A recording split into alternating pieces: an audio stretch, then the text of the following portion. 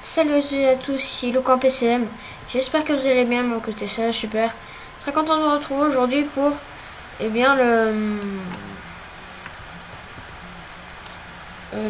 crois c'est la 4e étape ou la 5e, parce que j'ai sauté quelques étapes. Je pourrais pas faire malheureusement la fin de ce Paris-Nice parce que je serai pas là. Donc je vais vous faire peut-être 2 étapes aujourd'hui. On va commencer tout de suite donc. Comme vous voyez en haut à droite, il y a le Mont Brouilly que j'ai envie de faire. Donc c'est parti. Allez Pantano. Je vais essayer d'attaquer avec Pantano. Avec Pantano. Non, avec Alberto Contador. Faut que Pantano s'arrache. Ça va être très compliqué. 13 km de l'arrivée, on va rattraper quelques éléments devant. On est très bien placé avec Alberto Contador. Je ne vois toujours pas Thibaut Pinot. En tout cas, c'est la FDJ qui roule avec Konovalovas. On est très bien placé avec Alberto Contador. Nous, avec Contador, j'ai un but du clavier. C'est un peu normal. Allez. C'est parti, on accélère, nous. On s'accélère avec Albazini qui essaye de nous rattraper. Lopez. Ça y est, nous on est dans la partie la plus... Ok, nous on va pas attaquer. Je crois qu'il y a une attaque d'Albazini, je ne suis pas sûr, mais je crois. J'ai toujours le bug du clavier, je ne sais pas pourquoi. Peut-être que pendant l'autre étape, ça va aller plus fort. C'est parti, attaque d'Albazini. Mais Pantano essaye de répondre. Et de Rui Costa. Et on les contrôle tout de suite. Attaque de Galopin, je crois. Ah non, c'est Tim Wallens. Tim Wallens qui accélère maintenant. Il y a eu un tournant aussi dans cette étape. C'est l'abandon de Romain Bardet après une chute dans une descente. Je vous l'ai pas dit. Oh, c'est parti. Pantano qui emmène très très bien. Si on veut reprendre du temps, c'est maintenant. Hein, c'est aujourd'hui. Allez. C'est parti. Il faut qu'il nous amène à fond là. Notre ami Pantano. On a 20 secondes. 2 minutes, 7 km. Ça va être très compliqué. Mais Pantano nous emmène très bien. Il nous amène très très bien. 20 secondes. Est-ce que derrière ça va répondre? Je ne sais pas parce que je ne peux pas reculer derrière moi. Voilà, ça... Je crois que ça se regardait un peu. Mais pas du tout en fait. On va faire pause. Bien joué Pantano. Tu vas pas rouler. Et nous on va attaquer. Nous on va attaquer. Avec Alberto Contador, le pistolero qui attaque. C'est parti. Attaque d'Alberto Contador.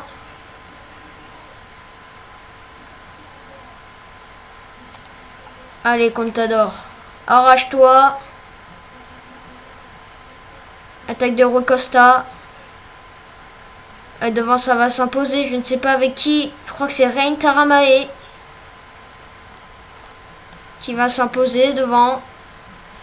Oui, c'est Rein Taramae qui s'impose aujourd'hui. Rein Taramae qui s'impose. Allez, il faut s'arracher, Alberto. Est-ce que derrière ça suit encore? On va regarder derrière. Ça suit toujours, mais il faut reprendre du temps. Ça y est, on a repris du temps. Pantano qui accélère. Alberto Contador 11e. Ça, c'est une très très bonne chose. Mais que Mathieu et le maillot jaune n'est que 14e.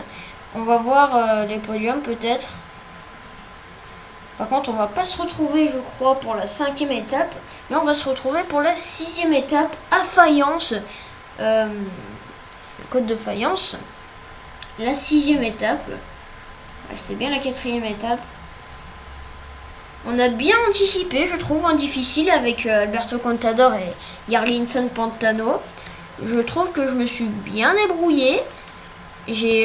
Avant de faire cette vidéo, bien sûr, j'ai essayé de voir dans ma tête qu'est-ce qui serait le mieux pour essayer de gagner cette étape, mais malheureusement c'est l'échappée qui gagne.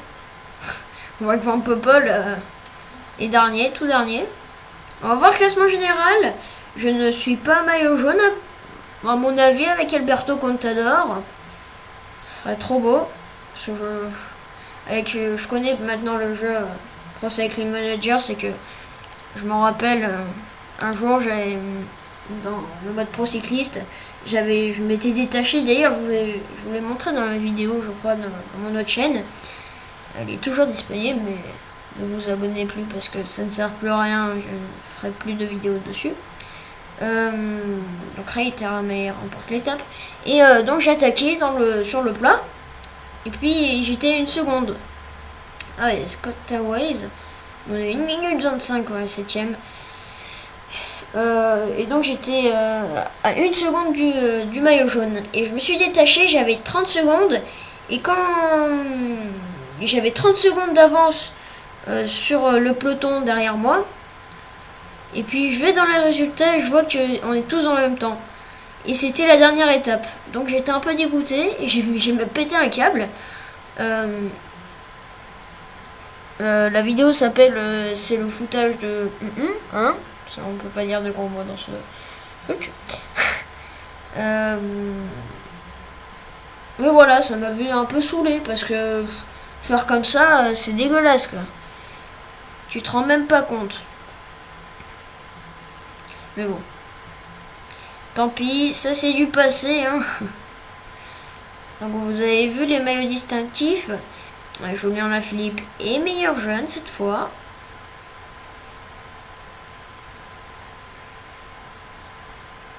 Donc beaucoup m'ont demandé quel était mon pronostic pour ce tour. Non, c'est pour ça Paris-Nice.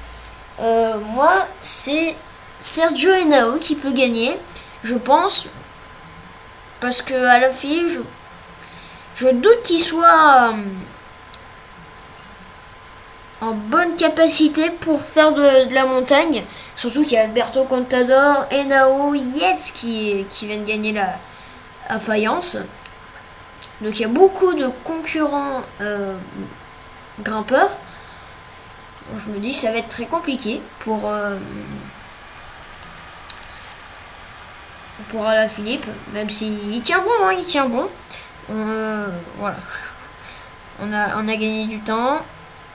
On a gagné du temps. En général, si l'échappée n'allait pas au bout, on était maillot jaune avec Alberto Contador. On fait une bonne 14e place avec Jarlinson Pantano. Oh, j'ai vu, il y a Marcel Kittel. Ouais, Esteban Chavez. Mais s'il y a Marcel Kittel. Mais non! Kittel 28ème. Kittel de 28ème, il a battu Chavez et Yates. Lolololo, ça craint à ce jeu. Qui est le dernier? Voilà, abandon de Romain Bardet. Ah non, ça va, c'est pas le dernier. Abandon de Romain Bardet. Luxation du coude, ok. Fort Mars, ok. On va faire suivant. Et puis on va se retrouver, non pas pour la 5e étape. D'ailleurs, on va faire des petites stratégies. Disputer le sprint intermédiaire. Voilà. Pas perdre de temps. Est-ce qu'on gagne l'étape? Non, c'est Michael Matthews qui, je crois, reprend. Ah non. Ouais, 6ème, on a gagné une place, je sais pas pourquoi, mais. Et Michael Matthews est à 5 secondes de nous, ça fait peur là. Bon, ça va. Reiterame est 2ème. Là, on va se retrouver pour cette course. explosif, hein, à faïence. Donc je ne connais pas les alentours. Donc on se retrouve pour, eh bien, la prochaine étape à faïence. Donc voilà, on se retrouve dans le final de cette étape, pardon. J'ai un peu bugué. Donc finale de cette étape à faïence. Cette fois je peux avec mon clavier faire des petits changements. Allez, on va accélérer. Zubeldia nous protège comme toujours. Par contre Zubeldia t'accélère. Moi je prends pas mon jet, qu'est-ce que je fais moi? Qu'est-ce que j'ai fait? Allez. Essayons de bien se placer avec Contador.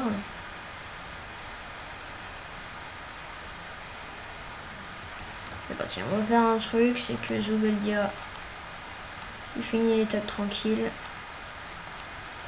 Et moi j'accélère avec Alberto Contador. C'est parti. Faut que je me fasse amener, c'est parti. Là ça va s'expliquer par contre. Ouh là là là là. Que c'est compliqué. Et bah c'est pas aujourd'hui qu'on va gagner cette étape. En tout cas. Attaque de Rui Costa, la Zubeldia qui m'enferme.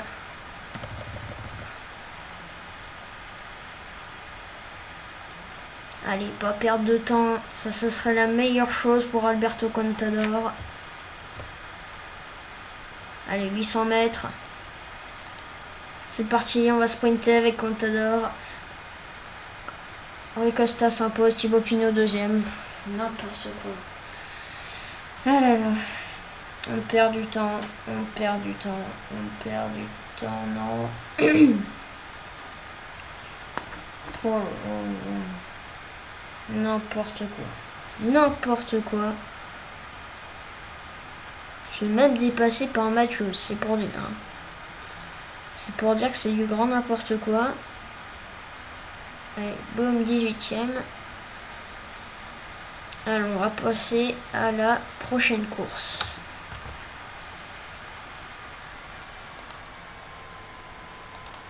Donc voilà, on se retrouve à 1 km du sommet du col d'El. C'est la dernière étape de ce Paris-Nice. Finalement, je la fais. Voilà, avec Alberto Contador, ça va être très compliqué. On est 4ème à 1 minute 21 de Rein Tarmae. Donc ça va être très très compliqué. On a essayé d'y aller avec Alberto Contador, sauf que je ne pense pas qu'on ait assez d'énergie jusqu'à la fin. Ce qui fait une défaillance derrière. C'est Conti. Je vais ralentir moi pour l'instant. Je vais ralentir.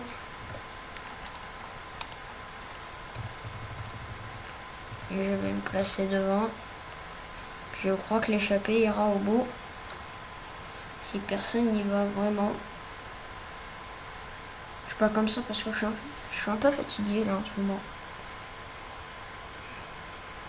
Tout le monde récupère, donc l'échappée ira au bout, à mon avis. Allez. Essayons de bien se placer en tête du peloton. Et faire une attaque surprise comme ça.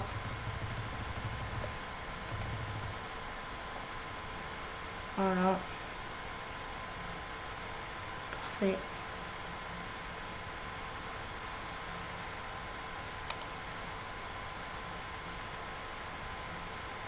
Alors, on va essayer d'y aller avec Alberto Contador. Derrière, ça va suivre.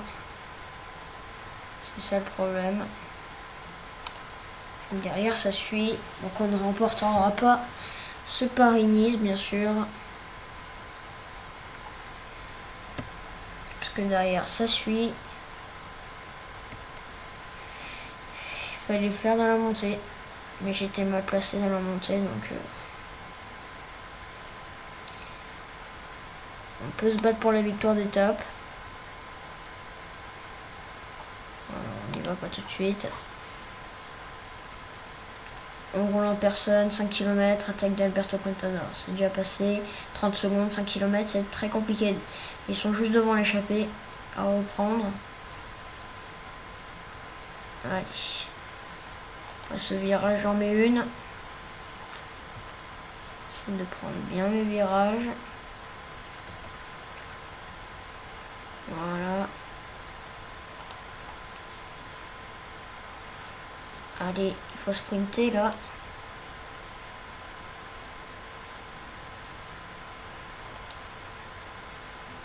Allez, on reprend des secondes. Allez. On peut gagner l'étape. Allez. Oh non, c'est moche. Oh là là. C'est dégueulasse. C'est Cornissen qui va s'imposer. Oh là là, c'est dégueulasse. Cornissen remporte cette étape à Nice. Et nous, on échoue pour quelques millimètres avec Alberto Contador. 8e, on fait. Maillot jaune vient d'arriver, voilà. Rein Taaramäe qui remporte ce Paris-Nice. Très grosse surprise, Rein Taaramäe qui s'est faufilé dans une échappée là, dans la 4e étape. La chute de Kien. Se faufiler dans une dernière étape et dans la, je crois, 4e, ouais, en bruit. Et puis il était maillot jaune. De leur casque quand même. Hein. C'est un joli doublé. Voilà, c'est moche. Hein. Que voulez-vous? Bon, de toute façon, c'est tout le temps comme ça. Moi, je me fais rattraper tout le temps. Comme ça. C'est moche, regardez ça. C'est moche. On va voir le podium de ce Paris-Nice, bien sûr. Avec la grosse surprise, Rein Taaramäe qui remporte ce Paris-Nice. Normalement, hein. Normalement. Si on peut compter l'écart. Mais Cornissen remporte sa 2e étape sur le Paris-Nice. Après la première et maintenant la dernière. Et Rein Taaramäe, voilà, remporte ce Paris-Nice. On est 4e avec Contador. Milieu de 21. Ça n'a pas changé. Maintenant, je vais m'intéresser au Tirreno Adriatico, bien sûr. Pas aujourd'hui, mais les prochains jours, cette semaine, je pense. M'intéresser plus au Tirreno Adriatico. Je vais prendre la Movistar avec Quintana. Matthews, meilleur sprinter devant Cornissen. Pas dans le top 10. C'est Degenkolb. Mais sinon, c'est tout. Je croyais qu'on avait Contador.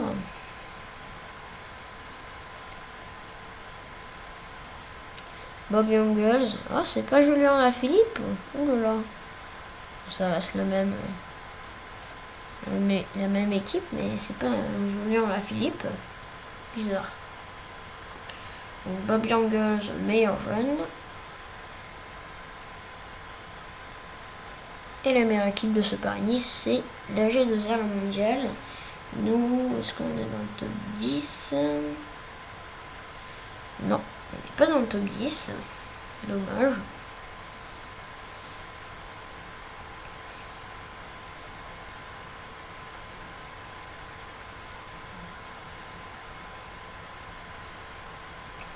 Allez, donc fin de Paris-Nice. Ça fait plaisir. Doublé pour Cascotte. Et oui, ils ont eu la chance. Donc on va résumer un peu toutes les étapes. On va commencer de la première avec Cornissen, donc, qui s'est imposé devant Colbrelli, Matthews, Kittel, Degenkolb. La deuxième étape a été remportée par qui? Par Michael Matthews devant Fellini. Troisième étape gagnée par Marcel Kittel devant Michael Matthews et John Degenkolb. Quatrième étape a été gagnée par Ren Taranvel qui ce jour-là avait pris 1 minute 15 sur Alberto Contador. La cinquième étape, c'est Michael Matthews qui a remporté 2 étapes à ce moment-là. Rui Costa, il a gagné en faïence. Septième étape, c'est Esteban Chavez qui remporte cette 7e étape. Et Cornissen remporte la 8e. Donc il y a eu quand même pas mal de victoires de Ricky Scott quand même. Hein. Cornissen, il y a eu qui? Il y a eu Esteban Chavez et encore Cornissen. Donc il y a eu beaucoup de Ricky Scott qui ont gagné. Sauf que Seimoniet n'a pas réussi à être au classement général. Parce que le classement général, il fait un 17e à 3 minutes, tout pile. Donc c'est beaucoup. On va quitter. Et puis bientôt on va se retrouver pour le Tirreno Adriatico. Allez, bye bye.